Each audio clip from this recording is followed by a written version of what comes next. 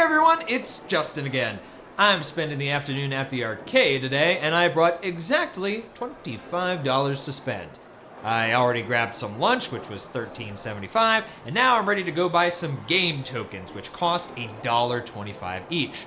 I want to spend my full $25, so how many game tokens can I buy?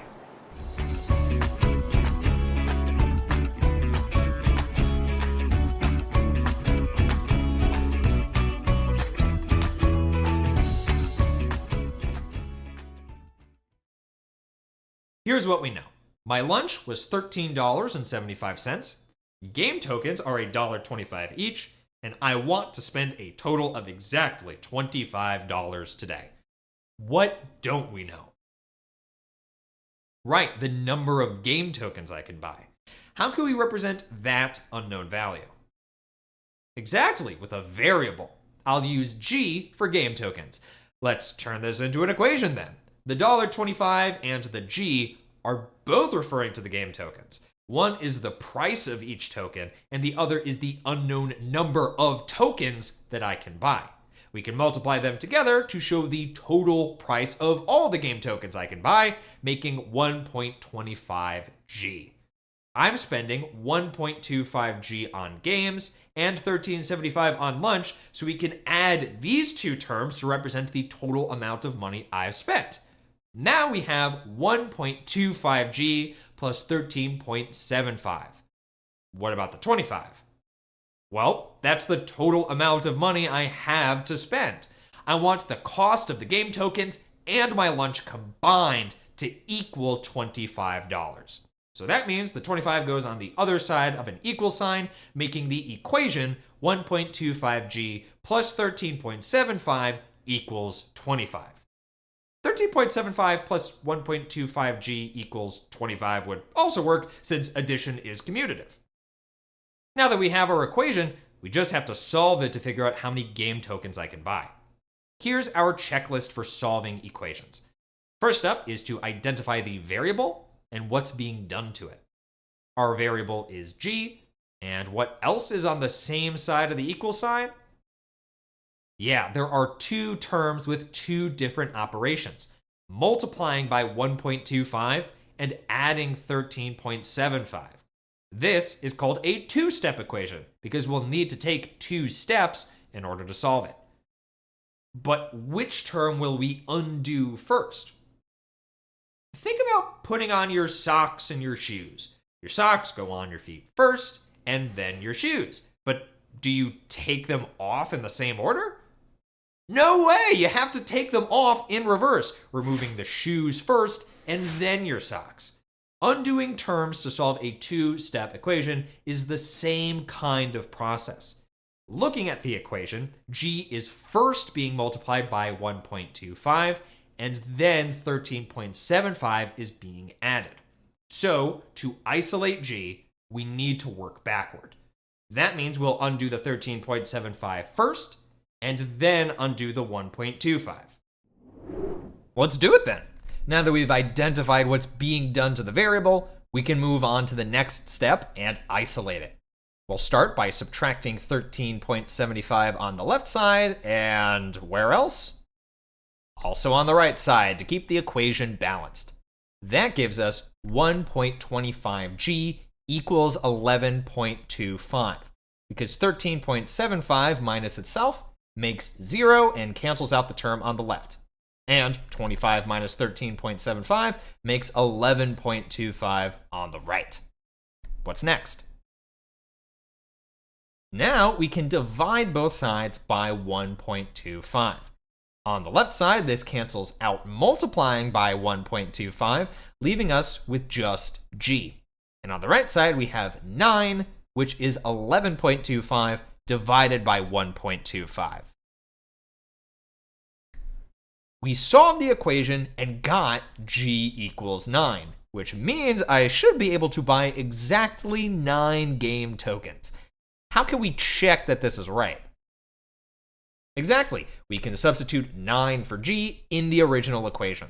We evaluate 1.25 times 9 first to get 11.25 plus 13.75 equals 25.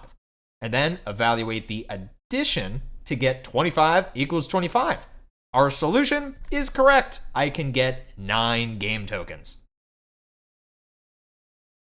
I think you're ready for some other examples of two-step equations. Here we have 5 equals negative 10 plus x over 4. First step, what's keeping the x from being alone?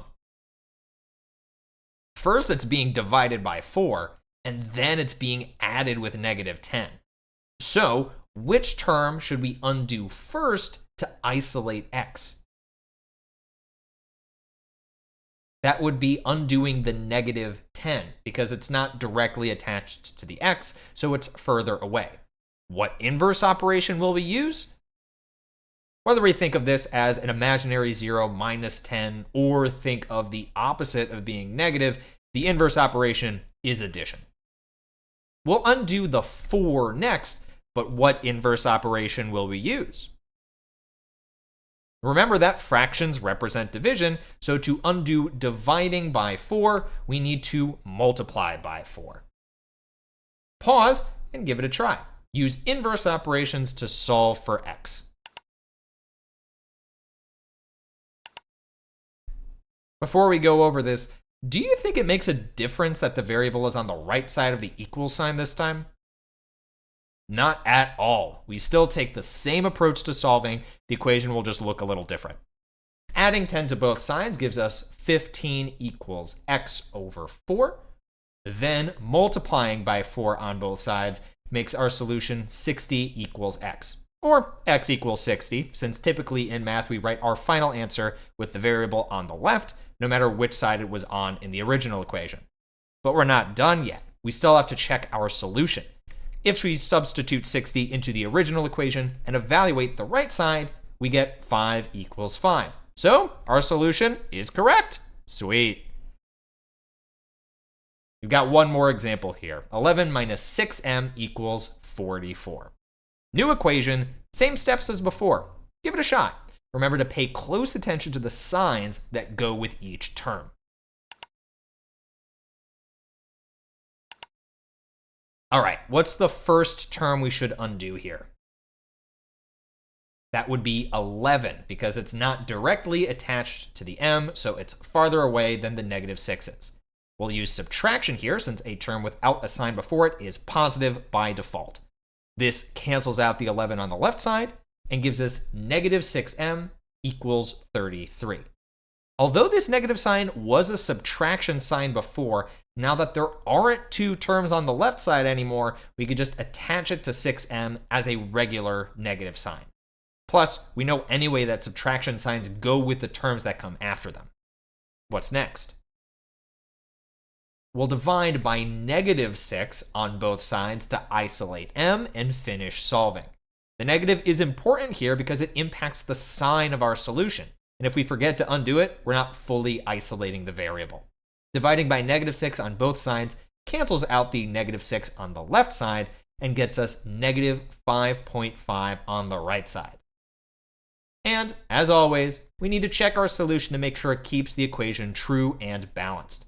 11 minus 6 times negative 5.5 evaluates to 44, so we are all set here. You're really leveling up your equation solving skills. Nice work. Don't forget to finish up the guided notes and complete levels 1 through 3 of the online practice. Until next time, keep questioning, keep calculating, and remember, to solve a two-step equation, undo the term that's not directly attached to the variable first. See you next time. Hey, hey.